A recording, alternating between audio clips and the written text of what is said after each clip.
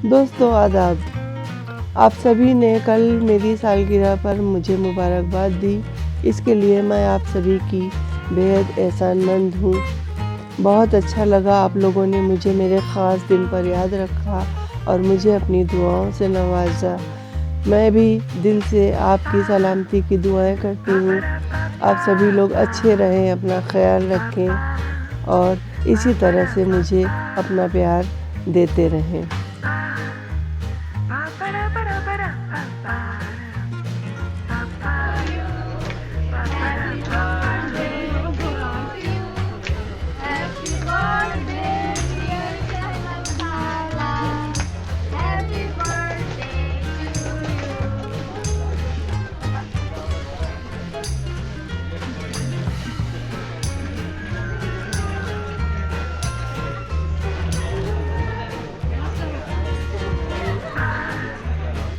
मेरी जुल्फ़ों को संवारे मेरा आँचल छू ले, मेरी जुल्फ़ों को संवारे मेरा आँचल छू ले।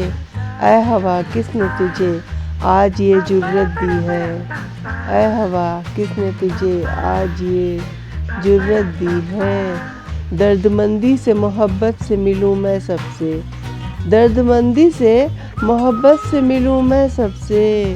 मेरे अजदाद ने विरसे में ये दौलत दी है, मेरे अजदाद ने विरसे में ये दौलत दी है। प्यारे दोस्तों, मुझे उम्मीद है आपने मेरे चैनल को ज़रूर सब्सक्राइब कर लिया होगा।